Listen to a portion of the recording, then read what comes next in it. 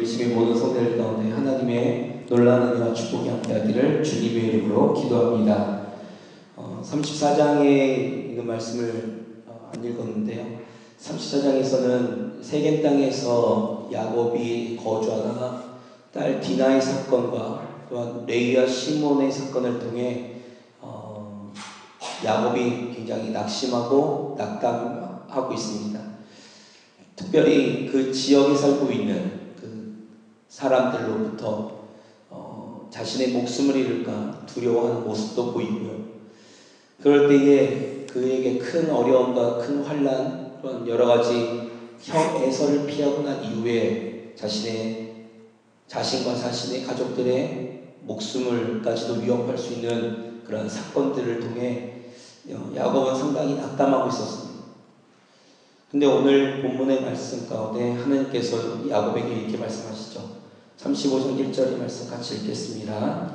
하나님이 야곱에게 이르시되 일어나 베델로 올라가서 거기 거주하며 내가 내 형 에서의 낯을 피하여 도망하던 때에 내게 나타났던 하나님께 거기서 제단을 쌓아라 하신지라. 그 야곱에게 하나님께서 다시 나타나셔서 말씀하십니다.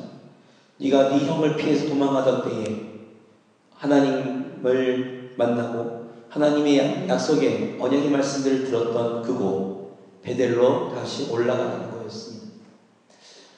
기억하실지 모르겠지만 창세기 28장에 에서를 피해서 자신의 외삼촌 라반의 집으로 도망가던 그때에 베델에서 돌베개를 비고서 잠을 자죠. 그때 하나님께서 하늘 사닥다리의 환상을 통해 야곱에게 말씀하십니다. 그리고 야곱이 이렇게 소원하죠. 하나님께서 다시금 내가 이 자리로 다시 고향으로 무사히 돌아오게 하시면 내가 내 소유의 10분의 1을 주님 앞에 드리겠다고요.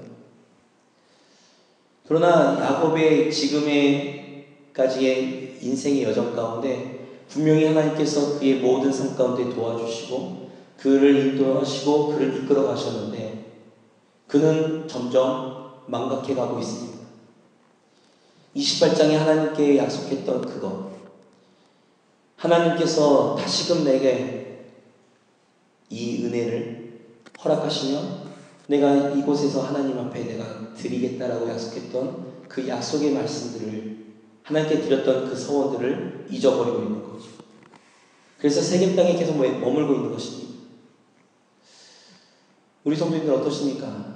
우리는 신앙생활이 이제 스타트되어서 하나님 앞에 가는 그날까지 끊임없이 신앙생활을 하는데 우리의 신앙생활은 어느 순간 딱딱히 돌처럼 굳어가고 있는 건 아닐까요? 분명히 하나님께서 과거에도 지금도 앞으로도 나를 끝까지 인도하시고 지켜주시고 보호하시며 나와 함께 하실 것인데 그것에 대한 경험도 있고 그것에 대한 체험도 있고 오늘도 그 믿음 가운데 살려고 하지만 어느 순간 우리는 그 모든 것들에 대한 그 하나님으로부터 받은 은혜들을 잊어버리고 있는 건 아닌가 생각합니다. 요한계시록 2장에서 에베소 교회를 향해서 예수님께서 책망하시는 것이 이거죠. 너의 첫사랑을 버렸다는 거죠. 너의 첫사랑이 어디서 떨어졌는지 확인하라는 것입니다. 오늘 우리 성도님들은 어떠십니까? 우리가 예수 그리스도를 처음 믿고 또한 하나님으로부터 우리가 기도의 응답과 우리의 문제들을 해결을 하셨을 때 그때 가졌던 감격, 기쁨, 구원의 감격과 기쁨 가운데 우리가 춤추며 우리 가슴이 뜨거워졌던 그 때가 어느 순간 냉랭한 차가운 얼음바닥처럼 우리 가슴은 식어가고 있지는 않습니까?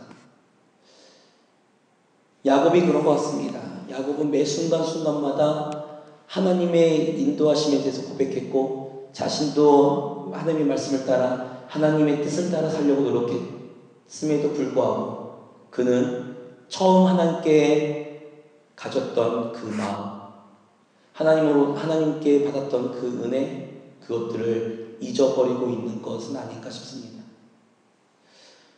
그래서 하나님께서 나타나셔서 베델로 올라가는 거죠. 그때의 야곱의 자세는 이렇습니다. 2절의 말씀 같이 읽겠습니다. 2절과 3절입니다. 야곱이 이에 자기 집안 사람과 자기와 함께한 모든 자에게 이르되 너희 중에 있는 이방 신상들을 버리고 자신을 정결하게 하고 너희의 의복을 바꾸어 입으라. 우리가 일어나 베델로 올라가자. 내 환난 날에 내게 응답하시며 내가 가는 길에서 나와 함께 하신 하나님께 내가 거기서 제단을 쌓으려 하노라. 아멘. 야곱의 태도는 이렇습니다. 야곱이 가지고 있던, 또한 그 집안 사람들이 가지고 있던 그 이방 신상들을 버리고, 또한 자신들을 하나님 앞에서 정결하게 하며 자신들의 의복을 바꾸어 입는, 하나님 앞에 새로운 다짐과 새로운 결단을 가지고 3절에 고백하는 것처럼 환난 날에 내게 응답하시며 내가 가는 길에서 나와 함께 하신 하나님, 지금도 그 함께 하시는 하나님께 내가 처음 그 마음을 가지고 다시 돌아가 베델에서 하나님께 예배하리로라. 우리 성도님들은 우리의 마음은 어떻습니까? 환난 날에 나의 기도에 응답하시고 나를 언제 어느 때든지 지켜주시고 함께 하신 하나님, 나에게 언제나 살아갈 수 있는 의미와 한 발 내딜 수 있는 힘을 더 허락하여 주셨던 하나님. 그러나 우리의 마음은 점점 식어가고 첫 마음을 잃어가고 있지 않습니까? 그럴 때 우리가 해야 될 건 무엇입니까? 우리 안에 쌓아놨던, 우리 안에 가지고 있던 하나님보다 더 사랑했던 우상들을 버리고 나를 하나님 앞에서 정결하게 하며, 그리고 나의 의복을 바꾸는 새로운 결단의 모습들이 우리 가운데 필요하지 않을까? 이번 주가 추수감사주일입니다. 한 해 동안 우리에게 하나님께서 귀한 은혜를 허락하시고 에베네셀의 하나님으로 나를 지금까지 이 자리까지 도우시고 인도하신 하나님이십니다.